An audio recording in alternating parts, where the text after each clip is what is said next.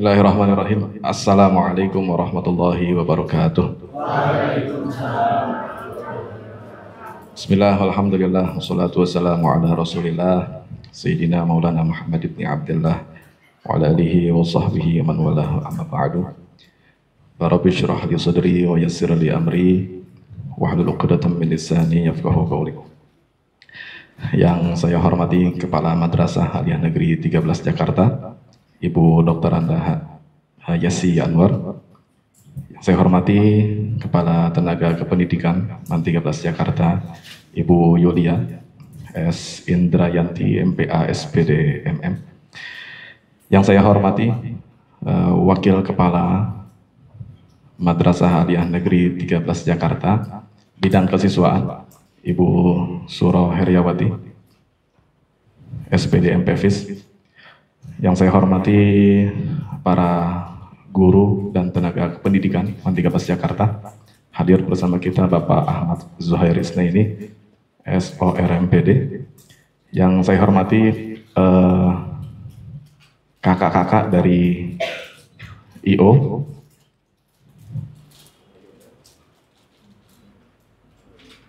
dan yang saya banggakan kakak-kakak pengurus OSIS MPK periode 2023-2024 yang sebentar lagi akan demisioner. Dan yang saya banggakan juga para masih calon ya? Apa udah dilantik belum? Oh, masih calon. Tapi udah di pemilihan ya kemarin ya? Udah pemilihan, tapi belum dilantik. Para pengurus OSIS MPK periode 2024-2025 dan juga para pengurus ekstrakurikuler 24 ekskul yang ada di MAN 13 Jakarta yang saya banggakan. Alhamdulillah pada pagi hari ini kita masuk ke materi yang pertama, materi tentang teknik persidangan atau tata cara sidang. Materi ini mungkin sudah pernah, bahkan 2 tahun berturut-turut saya juga yang ngisi. Ya, zaman Habibah dulu masih kelas 10. Sekarang kelas 12 kan ya? 10, 11, 12, udah 3 kali. Teknik persidangan ini nanti dibutuhkan ketika sebenarnya banyak seharusnya itu teknik persidangan ini harus dilakukan ketika ingin mengambil keputusan. Jadi bukan hanya nanti ketika raker doang ada sidang. Sebenarnya banyak juga ketika ingin mengambil keputusan yang sifatnya penting bagi organisasi, maka harus ada sidang. Tapi yang mempraktikkan ini dia dari tahun ke tahun hanya pengurus MPK dan OSIS. Eskul harus ada sidang juga nih, karena dia adalah bagian dari organisasi. Ada ketua, ada wakil, ada sekretaris, ada bendahara, dan punya anggota. Maka itu namanya organisasi. Dan ketika suatu organisasi punya permasalahan sehingga dibutuhkan untuk penetapan keputusan, maka harus diadakan sidang. Itu ya.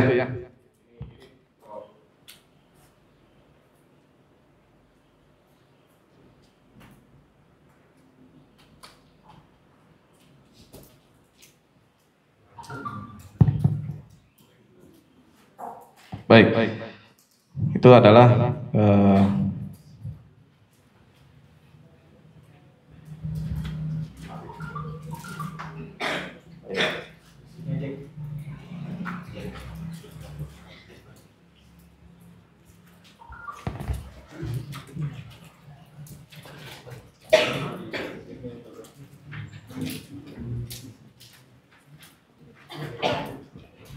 baik.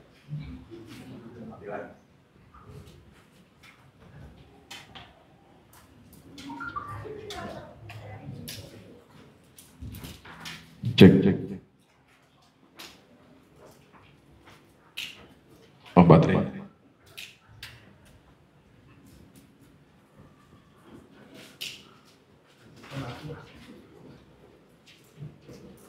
Cek. Nah, oke, saya lanjutkan. Oh, nggak bisa nyala ininya.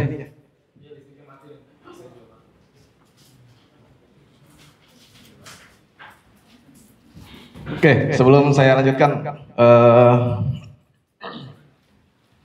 untuk membuka apa materi ini tentang persidangan. Ada yang tahu sidang itu apa? Persidangan itu apa? Sidang itu apa? Sering dengar kan? Oh, sidang. Sidang itu apa? Definisinya. Apa? Halo?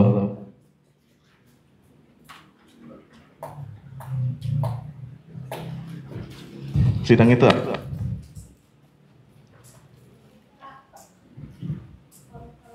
Oke. Kira Angganara Rasa Songko. Sidang itu apa? Oh ya, mau dipoto.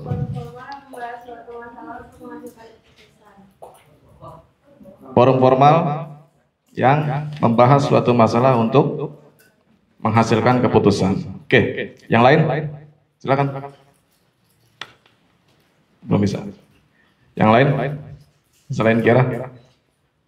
Segini banyaknya orang cuma satu yang ngomong.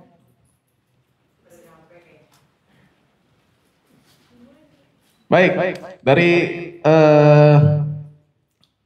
yang disampaikan oleh Kiara, ada 3 hal yang perlu untuk digarisbawahi. Yang pertama itu adalah forum formal. Kemudian yang kedua adalah masalah, kemudian yang ketiga adalah keputusan. Jadi yang perlu diketahui dalam sidang itu yang pertama adalah formal ya, bukan non formal. Jadi dalam persidangan itu kondisinya harus formal. Kemudian yang kedua, sidang itu diperlukan ketika ada masalah, ketika ada problem. Kemudian yang ketiga adalah keputusan. Sidang itu endingnya itu adalah menghasilkan sebuah keputusan. Dan keputusan yang dihasilkan dari sidang itu bersifat mengikat untuk seluruh anggota organisasi. Jadi kalau ada anggota organisasi itu tidak taat pada keputusan sidang, maka nggak boleh dia. Harus semuanya ikut pada keputusan. Harus semuanya satu suara.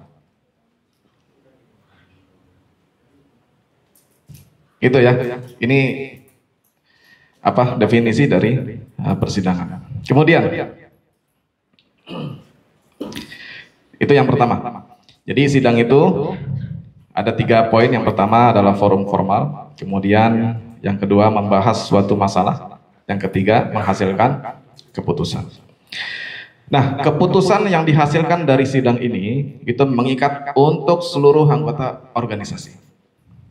Ya, semuanya harus ikut. Walaupun dalam sidang sebenarnya dia nggak sepakat, tapi ketika diputuskan oleh pimpinan sidang, maka mau nggak mau dia harus ikut. Mau nggak mau dia harus sepakat. Dan itu menjadi komitmen dari sebuah organisasi. Kemudian, nah setiap organisasi ini kan banyak nih, ada MPK, ada OSIS, ada apalagi futsal, basket, hadrock, kemudian 24 tambah 26 organisasi. 26 organisasi yang ada di MAN 13. Nah, setiap organisasi itu yang 26 itu punya aturan sendiri. Punya aturan sendiri di dalam melaksanakan persidangan. Ya. Aturannya apa? Itu nanti dibahas di dalam ADART-nya. Itu ya. Nanti ada materi ADART kan? Ada. Nah, nanti ADART apa sih? Nanti dibahas di situ. Nah, jadi setiap organisasi itu punya aturan sendiri ketika dia melaksanakan persidangan. Jadi nggak harus sama. MPK sidangnya ternyata berbeda dengan cara sidang OSIS. Oh, ternyata beda lagi dengan cara sidangnya eskul futsal misalnya. Itu boleh aja berbeda dalam teknis pelaksanaan persidangan. Kemudian di secara garis besar, sidang itu ada tiga. Sidang itu ada tiga. Yang pertama sidang komisi, kemudian yang kedua sidang pleno, yang ketiga sidang paripurna. Walaupun nanti ada juga pendapat yang mengatakan sidang pleno dan paripurna ya sama aja, itu juga. Ya, jadi yang perlu kita tahu ada sidang komisi dan sidang pleno. Apa itu sidang komisi? Apa itu sidang pleno? Nanti kita bahas. Oke, jadi secara garis besar sidang itu ada sidang komisi, ada juga sidang pleno. Walaupun ada juga yang mengatakan pleno sama paripurna ya sama aja. Perbedaannya, kalau paripurna itu dia mengesahkan semua hal yang telah disahkan dalam pleno. Itu paripurna. Walaupun nanti ada pendapat enggak, itu sama aja, itu pleno, karena mengesahkan sebuah keputusan, itu namanya sidang pleno yang diikuti oleh semuanya. Itu ya. Baik, kita masuk ke sidang pleno. Sidang pleno itu apa? Nah, sidang pleno itu adalah sidang yang dihadiri oleh seluruh peserta sidang atau peserta sidang yang telah mencapai quorum. Quorum, harus quorum. Quorum itu apa? Setengah tanpa satu namanya. Nanti kita bahas quorum itu apa, rumusnya apa, nanti kita bahas. Ketika sidang telah mencapai quorum kemudian diplenokan, maka sidang itu sah. Walaupun nggak semua anggota itu hadir, tapi kalau sudah mencapai quorum mereka melaksanakan sidang itu sah. Tapi kalau nggak mencapai quorum, kurang anggotanya, cuman setengah nih, OSIS itu berapa anggota? 41. Setengahnya berapa? 20 atau 21. Yang hadir sidang 19, maka nggak sah sidangnya. Harus mencapai quorum. Nanti kita bahas lebih lanjut, ada pengertian quorumnya. Kemudian, yang termasuk ke dalam sidang pleno itu, ya, yang termasuk ke dalam kategori sidang pleno, termasuk di dalamnya nih, itu adalah sidang pendahuluan yang meliputi penetapan jadwal. Jadi sebelum melakukan pleno, biasanya ada sidang pendahuluan. Sidang pendahuluan itu isinya yang pertama, penetapan jadwal. Nanti kita sepakati dulu, misalnya, baik peserta sidang kita sepakati, misalnya dari pukul 9 sampai dengan pukul 9.15, itu agendanya apa? Agendanya apa? Misalnya, agendanya adalah penetapan penetapan ADRT misalnya. Dari jam 9 sampai dengan jam 9.15. Itu ditawarkan dulu pada sidang pendahuluan. Jadwal ini sepakat gak? Kalau sepakat, maka diketok satu kali. Nah, nanti ada aturan tata cara sidang nanti setelah ini. Jadi sidang pendahuluan itu membahas jadwal dari jam segini sampai jam segini, sepakat gak? Sepakat, oke, ketuk satu kali. Terus dari jam 9.15 sampai dengan jam 9 berapa? Sepakat gak? Sepakat, ketuk satu kali. Dari jam 9.30 sampai jam 9.45 misalnya, sepakat gak? Oh, ada yang gak sepakat, kelamaan waktunya. Maka diskusi dulu di situ, maka diputuskan dulu di situ. Ternyata diputuskan jam 9.30 sampai dengan jam 9.35 misalnya. Nah, ketika jam 9.30 sampai 9.35 anggota sidang semua setuju, baru diketuk palunya. Ini sidang pendahuluan, ya, di dalamnya adalah penetapan jadwal. Selain itu, selain penetapan jadwal, yang termasuk ke dalam sidang pleno itu juga adalah penetapan tata tertib persidangan. Nanti setelah dibahas jadwal, udah selesai, kemudian kita bahas tata tertib nih. Nanti ketika pleno, tata tertibnya apa? Misalnya nomor 1, nggak boleh merokok misalnya. Emang sebenarnya nggak ada yang merokok ya. Tapi nanti di mahasiswa begitu, nanti dibikin peraturan nomor 1, tidak boleh merokok misalnya. Sepakat nggak? Kalau sepakat, ketuk satu kali. Seandainya nggak sepakat, ya udah diskusi dulu.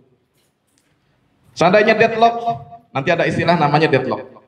Deadlock itu apa namanya, mentok, nggak ada kata sepakat. Ketika ada deadlock, maka harus lobby. Lobby itu apa? Nanti dijelasin di sini. Setelah ini istilah-istilah persidangan. Oke, itu yang termasuk sidang pleno. Jadi pendahuluan itu juga termasuk sidang pleno. Jadi bukan hanya penetapan hasil komisi pleno. Oh enggak, ternyata sidang pendahuluan itu juga termasuk ke dalam sidang pleno. Kemudian ini yang menjadi catatan kami selama 2 tahun ya, sidang LPJ. Sidang LPJ itu juga termasuk sidang pleno. Jadi enggak serta-merta nyerahin LPJ begitu aja, enggak. Oh, tidak ada sidangnya. Dan saya masih ingat, silakan boleh tanya ke Pak Muzakir Fauzi itu. Pak Muzakir ngajar kamu ya, Pak Muzakir. Pak Mumu. Waktu sidang LPJ, saya jurusan pendidikan bahasa Arab, Pak Muzakir pendidikan agama Islam. Satu-satunya jurusan yang menolak LPJ komisariat itu jurusan saya, PBA. Jadi LPJ itu harus disidangkan. Ya. Makanya nanti pengurus 2024 sampai dengan 2023 sampai 2024 itu harus ada sidang LPJ. Oke. Kalau di sekolah mah sidang LPJ udah diterima aja gitu. Nggak pakai berantem enggak. Tapi nanti di tingkat mahasiswa LPJ ribut dulu. Nggak apa-apa. Itu proses mendewasakan diri. Oke, itu pleno ya. Kemudian kita lanjut ke sidang komisi. Sidang komisi itu apa? Sidang komisi itu sidang yang diikuti terbatas oleh anggota komisi. Jadi nggak semua anggota organisasi mengikuti sidang komisi. Ya, bedanya itu. Kalau pleno semuanya, tapi kalau komisi itu nggak semua anggota yang ikut ke dalam satu komisi. Dibagi menjadi komisi. Nah, kemudian sidang komisi ini diadakan ya, untuk membahas atau menetapkan materi yang akan diplenokan nanti. Itu sidang komisi fungsinya itu. Misal di OSIS itu punya berapa sekbid? 6. Nah, misal sidang komisi itu dibagi menjadi 7 komisi misalnya. Nanti di komisi 1 isinya BPH, ketua, wakil, sekretaris, bendahara. Itu nanti mereka melakukan sidang komisi. Apa yang akan dibahas terserah nanti komisi 1 dia mau bahas apa. Misalnya di komisi 1 nanti yang akan dibahas adalah penetapan ADART atau penetapan PO, penetapan peraturan organisasi. Itu nanti dibahas sama sidang komisi sampai sidang komisi menetapkan ini hasilnya. Harus satu suara kamu. Ya. Jangan sampai nanti ketika sudah diputuskan pas sidang pleno bendahara ngomong padahal dia masuk ke komisi 1. Nanti pas sidang pleno bendahara malah ngomong, malah mengcounter apa yang disampaikan oleh komisi 1. Enggak begitu ya. Nanti ini salah nih yang begini. Jadi sidang komisi itu satu suara dulu, dimatengin di komisi masing-masing. Komisi 1 tadi isinya BPH, maka dimatengin ADART-nya di situ. Kemudian dimatengin juga peraturan organisasinya di situ. Ya, jangan sampai nanti ketika sidang pleno ada anggota komisi 1 malah mempertanyakan. Ya. Ini aneh jadinya nanti. Itu ya. Itu komisi 1. Nanti di komisi 2 isinya adalah seluruh anggota Sekbid 1. Sekbid 1 itu tentang apa? Tentang apa? Ketakwaan. Nah, nanti di komisi 2 atau komisi B terserah mau namanya apa, yang isinya seluruh pengurus Sekbid 1 itu bahas prokerdia di situ, dimatengin di situ, ditetapkan juga di situ. Ya, belum diplenokan. Nanti ketika sudah selesai sidang komisi B atau komisi 2, setelah diputuskan nanti akan di sidang pleno yang isinya seluruh anggota. Nanti komisi 3 berarti isinya sekbid 2, komisi 4 isinya sekbid 3 dan seterusnya sampai komisi 7 yang isinya sekbid 6. Ya, bahas proker mateng kemudian diplenokan. Itu ya. Oke, lanjut. Nggak bisa tampil, apa-apa. Kemudian masuk ke pembahasan istilah dalam persidangan. Istilah-istilah dalam persidangan. Yang pertama, ada istilahnya yang namanya skorsing. Skorsing. Skorsing itu apa? Skorsing itu adalah penundaan persidangan untuk sementara. Jadi diskorsing dulu waktunya, ditunda dulu, itu namanya skorsing. Nah, di skorsing ini nanti ada dua jenis. Yang pertama skorsingnya nggak lama, kemudian ada juga skorsing yang lama, yang butuh waktu 2 kali 30 menit. Biasanya kalau siang nih skorsingnya lama, karena ada isoma, istirahat, sholat, dan makan.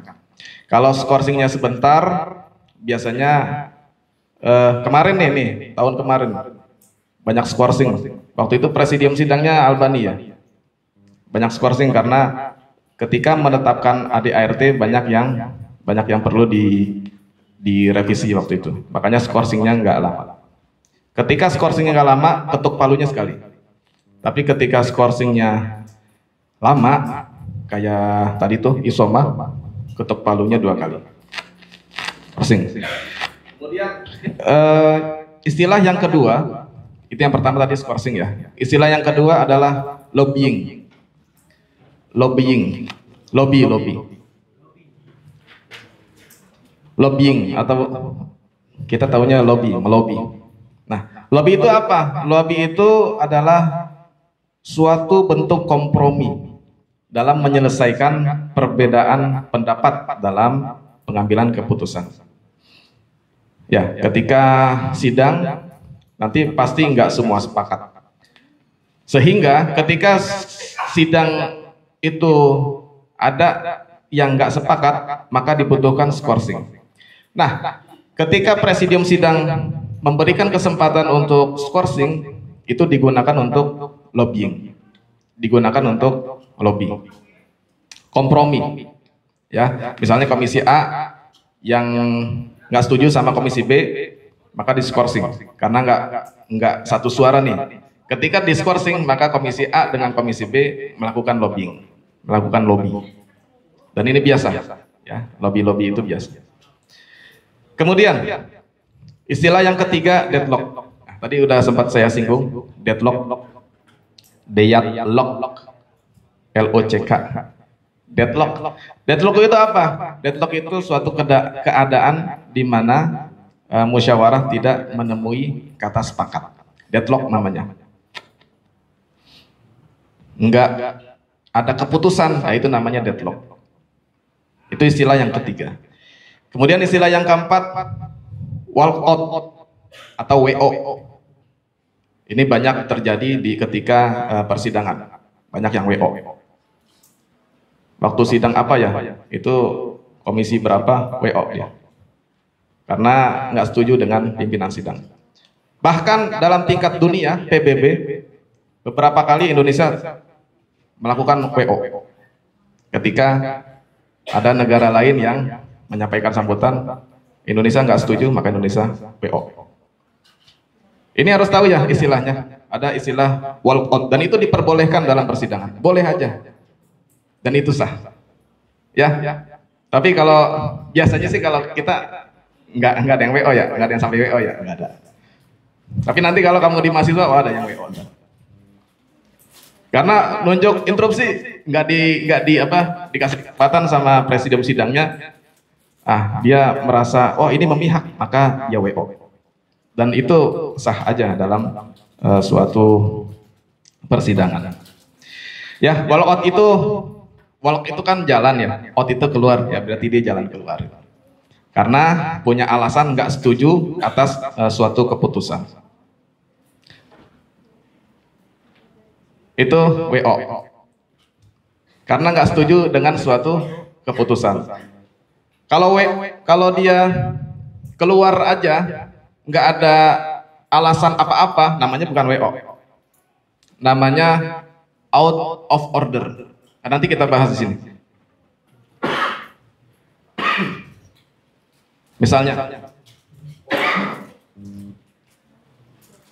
Misalnya lagi sidang,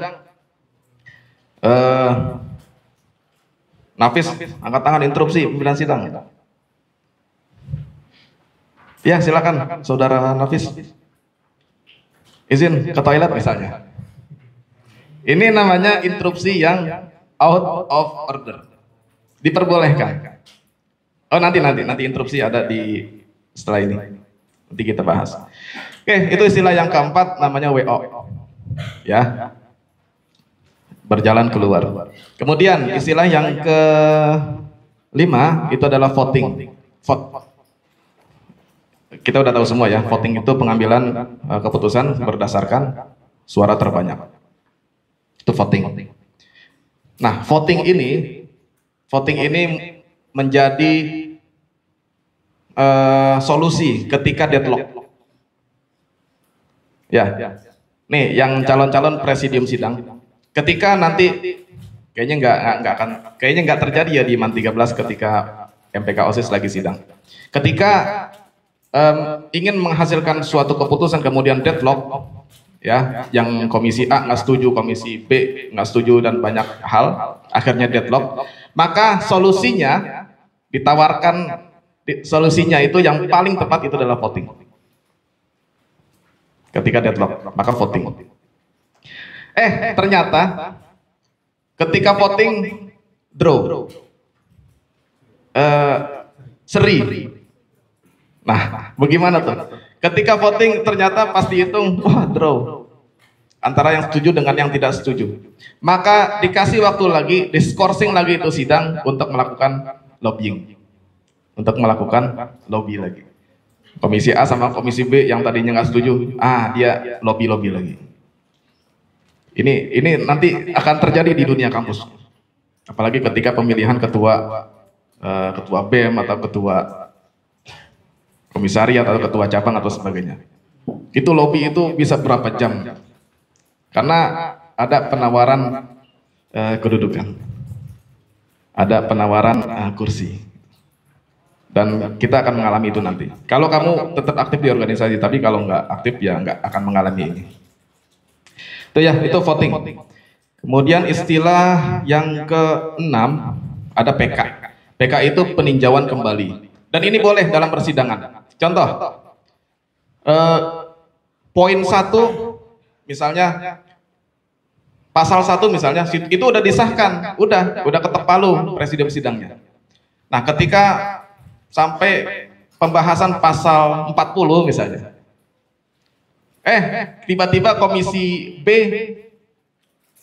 kayaknya di pasal 1 ada yang kurang ini deh, kurang, apakah redaksi pasalnya ataukah kontennya itu kurang sreg dengan komisi B tadi, maka komisi B interupsi dan minta PK, minta untuk peninjauan kembali.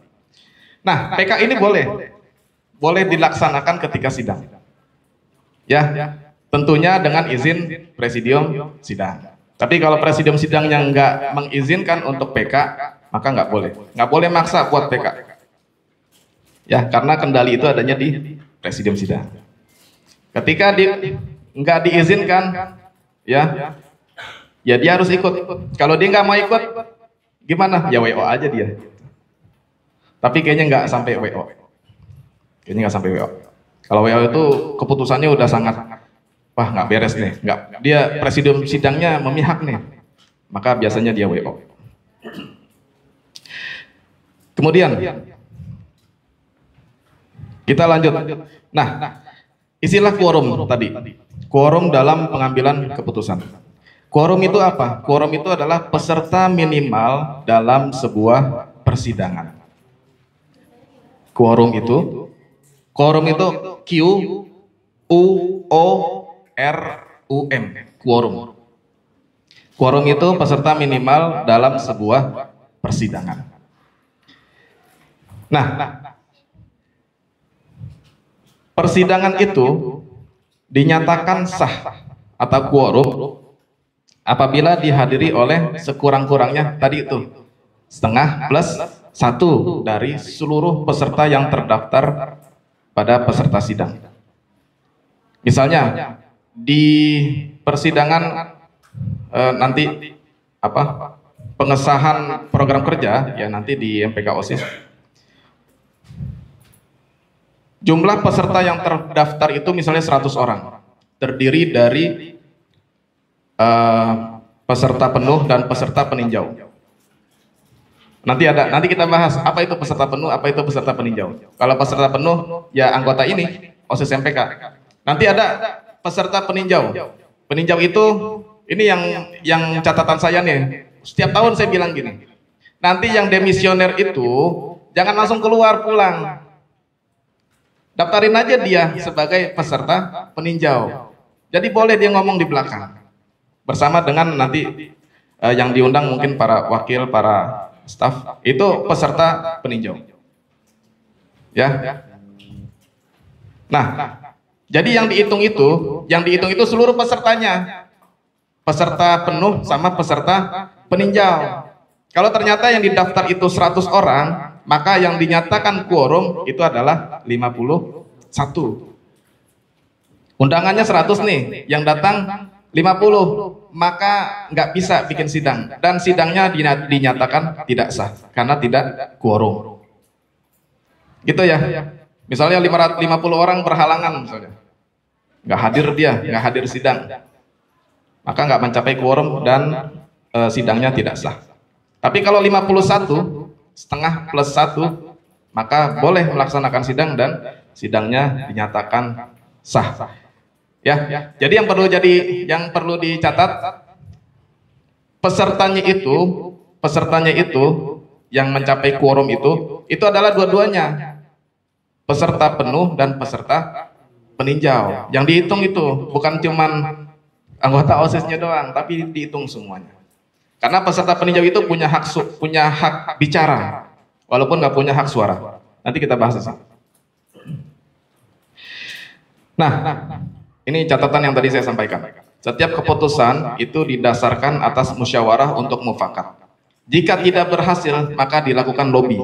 Ya, apabila lobby juga tidak berhasil, maka diambil melalui suara terbanyak atau voting. Itu ya. Kemudian, apabila dalam pengambilan keputusan melalui suara terbanyak atau voting itu terjadi suara seimbang, draw, maka dilakukan lobby kembali sebelum dilakukan pemungutan suara ulang. Ya, jadi lobby itu sangat penting. Itu mengenai quorum. Selanjutnya, nah, pembahasan tentang interupsi. Interupsi, bukan instruksi, bukan. Interupsi, INTERUPSI.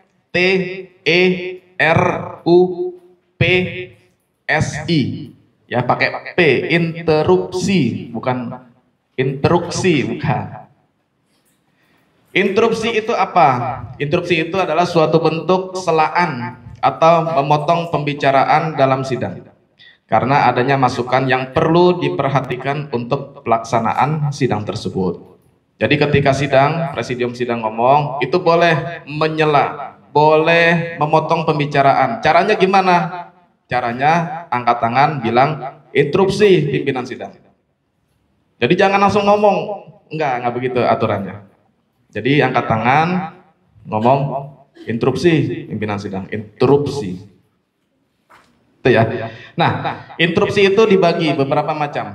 Seandainya nanti kamu jadi pimpinan sidang, banyak yang angkat tangan, banyak yang interupsi, maka harus didahulukan interupsinya yang paling penting. Ini tugasnya presidium sidang ketiga. Jadi presidium sidang itu kan ada 3. Ada yang tengah, ada yang kanan, dan yang kiri. Yang tengah itu presidium sidang 1. Ini ketuanya.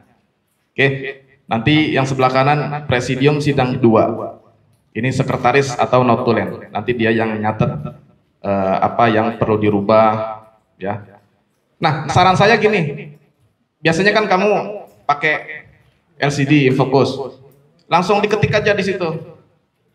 Kalau ada perubahan redaksi, langsung ketik situ aja. Ya. Kemudian ada presidium sidang yang ketiga. Nah, ini nanti yang mempersilahkan instruksi itu. Ya, jadi yang mana duluan? Nah, ini presidium sidang 3 yang menentukan. Yang pertama, instruksi namanya interruption point of order. Interruption point of order. Apa itu order? Bentuk interupsi yang dilakukan untuk meminta penjelasan atau memberikan masukan yang berkaitan dengan jalannya persidangan. Ini interupsi yang biasa, order itu biasa. Ngasih masukan atau minta penjelasan. Ya, ini yang biasa, interruption of point of order. Ada misalnya redaksinya ganti, misalnya interruption point of order misalnya. Ini pasal 1 sekolah, bagaimana kalau diganti dengan madrasah? Padahal cuma ganti redaksi gitu doang. Itu boleh, namanya interruption point of order. Nanti presidium sidang menyerahkan ke anggota sidangnya bagaimana, apakah sepakat kata sekolah ini kita ganti dengan madrasah. Semuanya bilang sepakat. Oke, ketok satu palu. Berarti diganti yang tadinya sekolah menjadi madrasah. Itu interruption point of order biasa. Kemudian ada lagi yang kedua, interruption point of information. Informasi. Nah, bentuk informasi, bentuk interupsi ini ya berupa informasi perlu diperhatikan oleh seluruh peserta sidang. Ya, bentuknya memberikan informasi. Nah, tingkatan point of information ini adanya di atas point of order. Jadi ketika ada yang banyak interupsi, nah, point of information ini harus didahulukan dari point of order. Karena dia bentuknya ingin memberikan informasi.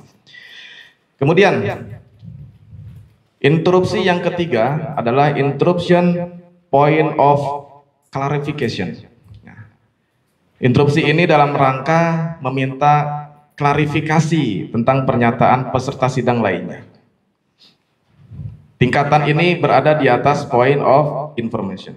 Jadi klarifikasi itu harus lebih didahulukan daripada informasi dan order.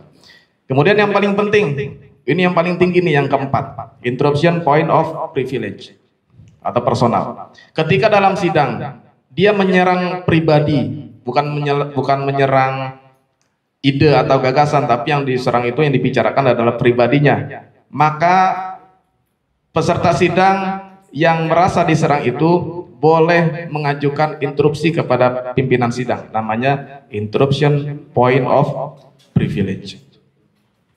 Itu ya. Point of privilege ini bentuk interupsi yang disampaikan apabila pernyataan yang disampaikan oleh peserta lain sudah di luar pokok masalah dan cenderung menyerang pribadi. Ini yang paling penting. Dan ini yang harus lebih didahulukan dari interupsi yang lain. Ada lagi yang tadi tuh yang saya bilang, interupsi apa? Mau ke belakang, misalnya mau ke toilet. Ini namanya interruption point out of order. Boleh diinterupsi, tapi harus interupsi. Ketika sidang, nggak boleh kamu langsung diri tiba-tiba ke toilet, nggak boleh. Ada aturannya. Ketika mau ke toilet atau mau keluar, itu harus interupsi dulu. Minta izin ke pimpinan sidang. Itu ya. Itu etika sidangnya begitu. Jadi nggak boleh langsung diri, wah langsung keluar, nggak boleh. Harus interupsi dulu. Gitu ya. Kemudian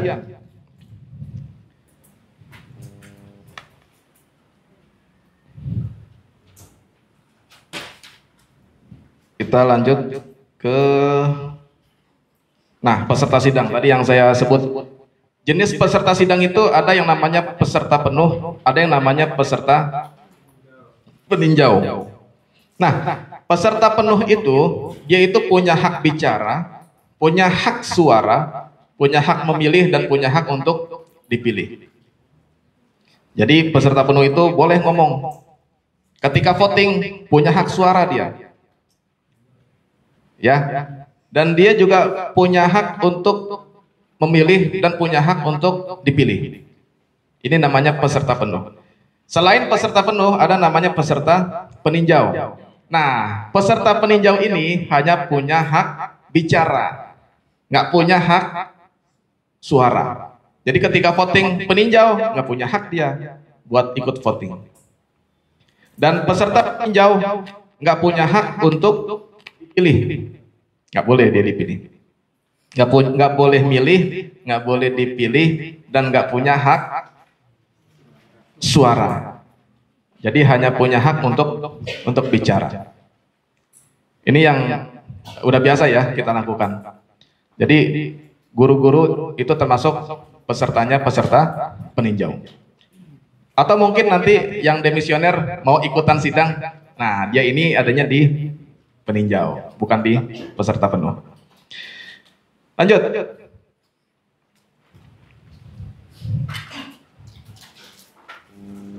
Presidium sidang atau pimpinan sidang. Pimpinan sidang itu boleh disebut presidium. Sama aja, presidium atau pimpinan sidang. Presidium sidang itu punya tugas buat mimpin atau ngatur jalannya persidangan. Ya, kita udah tahu semua. Dan presidium sidang itu punya hak kuasa penuh. Makanya palunya ini palunya sakti ini. Presidium sidang yang punya. Dan dia punya hak untuk ini. Kalau ini udah diketok, udah, yang lain nggak boleh ngomong. Harus satu suara. Kecuali nanti disepakati oleh seluruh anggota sidang, itu boleh. Nah, kemudian ada 3 presidium sidang. Tadi udah saya jelasin, ada ketua, ada sekretaris, kemudian ada eksekutor. Ya, ketua itu yang di tengah, yang mimpin jalannya sidang. Kemudian ada sekretaris atau notulen yang nyatet apa-apa yang terjadi di dalam persidangan. Kemudian ada eksekutor. Eksekutor ini yang melihat jalannya persidangan ketika ada interupsi. Interupsinya apa, nanti eksekutor yang memilih. Kemudian syarat presidium sidang. Ini umum ya. Siapapun boleh menjadi presidium sidang, tapi presidium sidangnya itu harus ngerti dan harus tegas.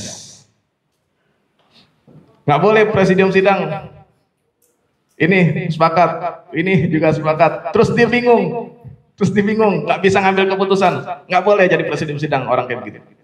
Nggak boleh. Jadi harus ngerti dan harus tegas.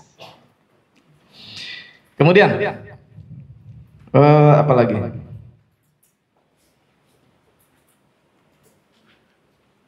Kita masuk ke aturan ketukan palu ya. Ketukan palu itu ada 3 jenis. Ada 1 kali ketukan palu, ada 2 kali, dan ada 3 kali. Nah, kita simulasi ini. Sebelum simulasi ini dulu, saya jelasin dulu. 1 ketukan itu untuk apa, 2 ketukan itu untuk apa, dan 3 ketukan itu untuk apa. Yang pertama, 1 ketukan palu. 1 kali aja nih ngetuknya. Itu untuk mengesahkan keputusan atau kesepakatan peserta sidang poin per poin. Ya, misalnya, oke, di bab 1 ini, di pasal 1 dibacakan, kemudian gimana? Sepakat? Misalnya sepakat semua, ketoknya cukup 1 kali. Tak, dah. Lanjut, pasal 2, gimana sepakat? Sepakat, ketok 1 kali aja. Kemudian, apalagi yang ngetoknya 1 kali? Menerima dan menyerahkan pimpinan sidang. Misalnya, sudah ditentukan, presidium sidang satunya adalah Satrio misalnya, presidium sidang 2-nya Safia misalnya, presidium sidang 3-nya Danar misalnya. Maka maju nih tiganya sini. Ketika maju, maka presidium sidang 1 itu bilang, sidang kami terima, ketoknya 1 kali. Menyatakan bahwa pimpinan sidang diterima oleh presidium sidang. Jadi ngetoknya sekali aja. Apalagi yang 1 kali ketukan. Yang 1 kali ketukan adalah memberi peringatan kepada peserta sidang agar tidak gaduh. Berisik nih, ketok sekali. Ada juga pendapat bukan sekali, tapi banyak. Tek tek tek tek tek tek tek. Peserta sidang harap tenang. Tek tek tek tek tek. Tapi referensi yang lain mengatakan cukup 1 kali. Presidium sidang, peserta sidang harap tenang. Apalagi? Yang keempat, aturan 1 kali ketukan. Men-skors dan mencabut kembali skorsing sidang yang waktunya tidak terlalu lama. Ya, jadi kalau skorsingnya sebentar waktunya, kurang dari 2 kali 30 menit, kurang dari 1 jam, maka diketuknya hanya 1 kali. Ya, sidang diskorsing, maka ketuknya sekali, karena nggak lama. Apalagi yang 1 kali ketukan, mencabut kembali atau membatalkan ketukan terdahulu yang dianggap keliru. Tadi tuh misalnya ada PK, ada peninjauan kembali, maka ketika disahkan aturan yang baru, itu ketuknya cuma 1 kali.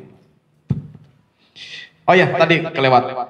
Ketika skorsing udah selesai, nah presidium sidang itu mencabut skorsing, ketuk lagi sekali. Jadi skorsing kami cabut, kami nyatakan dicabut, tak sekali.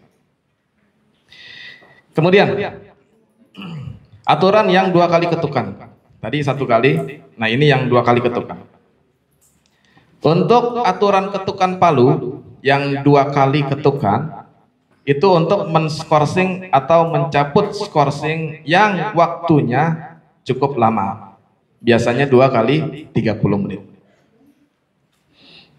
Ya, yang istirahatnya lama nih, misalnya tadi isoma dan sebagainya. Maka ketika mau skorsing waktunya lama, ketukan palunya 2 kali. Nah, sekarang yang 3 kali. Jadi ketukan yang 2 kali hanya ini, skorsing lama. Kemudian yang 3 kali ketukan. 3 kali ketukan itu membuka dan menutup sidang. Jadi ketika sidang pleno misalnya ya, sidang pleno rapat kerja OSIS periode 2024 dan 2024-2025 saya nyatakan dibuka. Maka ketuknya 3 kali.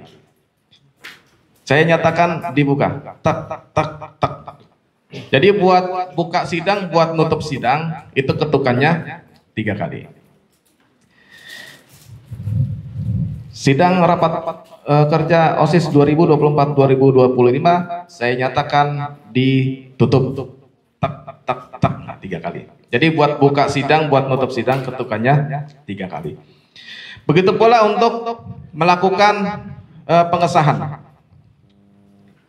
Misalnya udah selesai nih pleno sudah selesai, kemudian diambil keputusan final, keputusan akhir sidang, ditandatangani oleh presidium sidang 1, ditandatangani oleh presidium sidang 2, dan ditandatangani oleh presidium sidang 3, maka ketuk palunya 3 kali. Itu untuk pengesahan final, bukan pengesahan poin per poin. Kalau poin per poin ketuknya 1 kali, tapi kalau udah final dan ditandatangani oleh ketiga presidium itu ketuknya 3 kali. Itu ya. Sekarang contoh kalimat nih. Contoh kalimat yang diucapkan oleh presidium sidang. Misalnya membuka sidang. Nah, buka sidang itu tadi ketuknya berapa kali? 3 kali. Dengan mengucap Bismillahirrahmanirrahim, sidang pleno rapat kerja OSIS MAN 13 Jakarta periode tahun 2024-2025 saya nyatakan dibuka.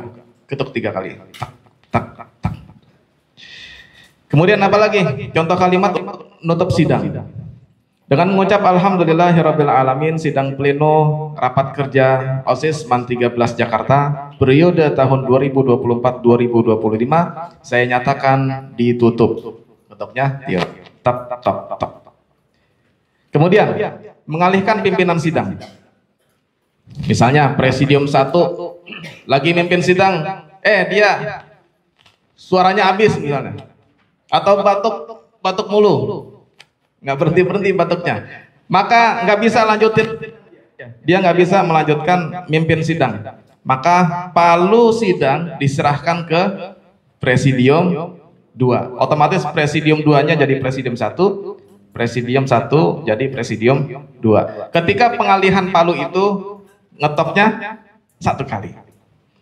Palu sidang saya serahkan kepada presidium 2, ketok sekali. Begitu pula yang presidium sidang 2 tadi. Ketika menerima palu dari presidium sidang 1, maka dia juga ngetok sekali. Ya, palu sidang palu sidang dari presidium 1 saya terima, ketok sekali. Kemudian apalagi contoh kalimatnya? Mengesahkan keputusan. Ini keputusan yang poin per poin ya. Baik, untuk pasal 1 kami serahkan kepada peserta sidang apakah pasal 1 bisa disetujui. Misalnya semuanya bilang setuju, maka ketok 1 kali, maka itu sudah sah. Itu ya. Kemudian menskorsing sidang. Kalimatnya gimana? Contohnya gini, dengan ini sidang saya skorsing selama 1 kali 10 menit. Berapa kali ketoknya? 1 kali, karena nggak sampai 2 kali 30 menit. Karena skorsingnya sebentar, maka cukup 1 kali ketuk. Dengan ini sidang saya skorsing selama 2 kali 45 menit. Berapa kali? 2 kali ketoknya. Karena lebih dari 1 jam. Isoma itu biasanya berapa jam? 1,5 jam kan? Setengah 2 sampai jam 1. Maka diketuknya 2 kali. Kemudian dengan ini skorsing 1 kali 10 menit saya cabut dan saya nyatakan sidang dilanjutkan. Berapa kali? Berapa kali? 1 kali. Jadi memberikan skorsing ketuk palu 1 kali. Mencabut skorsing yang 1 kali 10 menit juga diketok 1 kali. Mau menskorsing diketok, mencabut skorsing ketok lagi. Kemudian memberikan peringatan kepada peserta sidang. Yang tadi itu. Peserta sidang harap tenang, tok sekali. Itu ya, ini aturan atau teknik persidangan. Sampai jam berapa? Apa nih? Udah selesai ya? 10 menit lagi. Oke, saya kira itu sedikit tentang teknik persidangan atau tata cara sidang. Terima kasih atas perhatiannya. Saya kembalikan ke moderator. Assalamualaikum warahmatullahi wabarakatuh.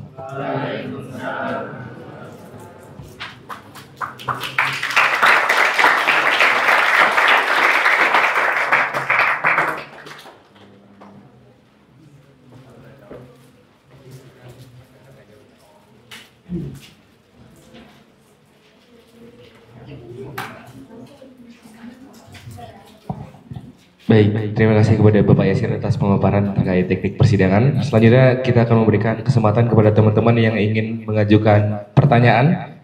Boleh 3 pertanyaan pertama terlebih dahulu. Silakan untuk teman-teman yang ingin mengajukan pertanyaan kepada pemateri kita terkait teknik persidangan, silakan mengangkat tangannya.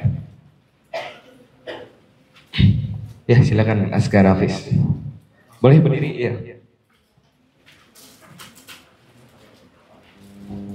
Jadi Pak tadi di bagian sidang pleno kan Bapak menjelaskan bahwa sidang pleno hanya akan sah jika diikuti jika anggota sidang mencapai quorum atau mencapai peserta minimal dalam sidang, yaitu setengah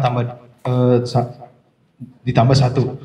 Nah, bagaimana jika saat sidang peserta hanya datang setengah tambah satu, dan ketika di tengah persidangan peserta tersebut ada yang melakukan walk out atau keluar secara paksa di saat persidangan. Nah, apakah sidang akan tetap bisa dapat dilanjutkan dan sah semua keputusannya sampai akhir? Itu saja sih Pak pertanyaan dari saya. Terima kasih. Assalamualaikum warahmatullahi wabarakatuh. Baik, waalaikumsalam warahmatullahi wabarakatuh. Kita lihat tadi pengertian dari quorum.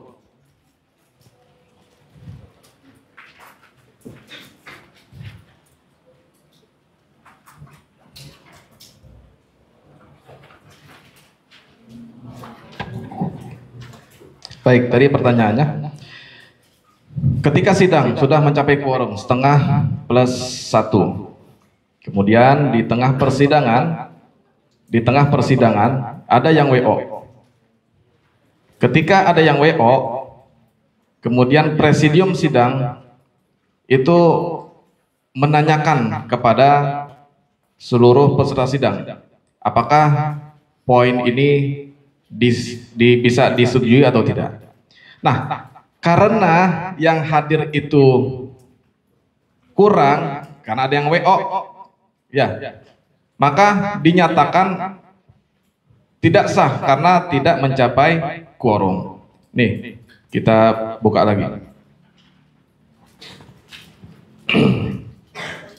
Ini pertanyaan sama kayak pertanyaan Zulfikar tahun lalu. Gimana kalau ada yang WO? Pikar Nahadroh.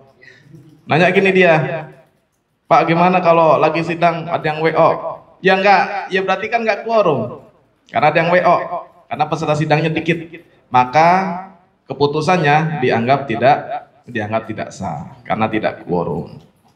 Makanya yang 51 itu harus ada di ruangan sidang sampai sidang selesai. Itu ya. Jadi kalau ada yang WO nggak bisa, nggak sah dia. Misalnya DPR sering. Ada yang WO dari partai A misalnya. Saya nggak sebut partainya deh. Ngeri. Partai A WO. Ternyata yang hadir sidang lebih dari quorum, makanya tetap sah. Gini makanya, nih politik nih. Nggak apa-apa ya. Nih, karena sering banyak pertanyaan. Partai A, WO, ya nggak ngaruh. Orang yang hadir quorum lebih banyak, ya nggak ngaruh dia WO sendirian. Walaupun itu tetap dilanjutkan sidangnya, tetap sah. Kenapa? Ya karena yang WO cuman beberapa orang doang, beberapa anggota komisi doang. Seandainya yang WO melebihi quorum, maka nggak bisa presidium sidang ambil keputusan. Karena tidak quorum. Paham nih ya? Kamu kan kadang ngeliat berita nih, oh partai A, WO, tapi kok sidang tetap dilanjutkan? Ya karena yang hadir sidangnya banyak.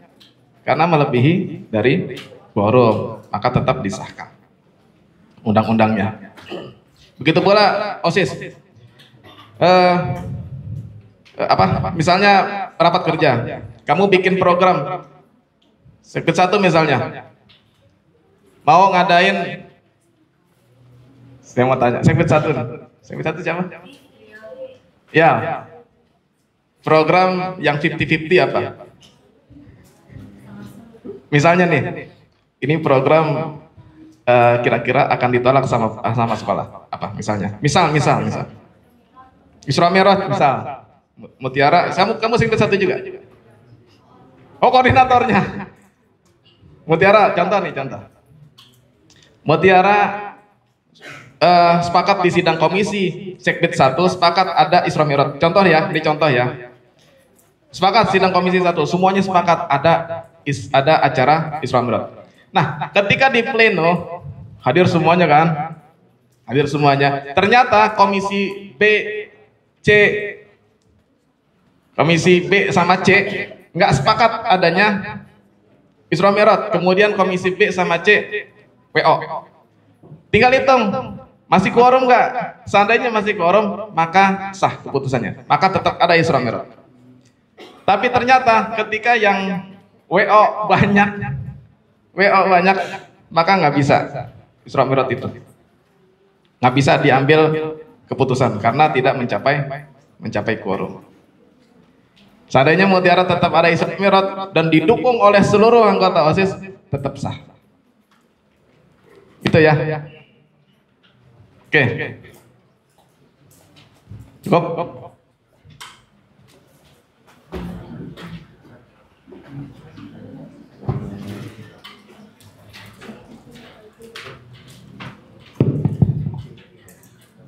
Baik, itu dia. Terima kasih kepada Pak Yasir atas jawabannya dan terima kasih kepada Nafis yang telah memberikan pertanyaan. Teman-teman, dengan memperhatikan waktu, kita akan beranjak kepada materi selanjutnya. Sekali lagi kami ucapkan terima kasih kepada Bapak Yasir yang telah memberikan materi terkait tadi persidangan. Boleh tepuk tangan sekali lagi teman-teman semua. Terima kasih banyak kepada Bapak Yasir Amri. Baik, itu dia, kita telah sama-sama menyaksikan dengan seksama bagaimana teknik persidangan itu diperlukan. Entah itu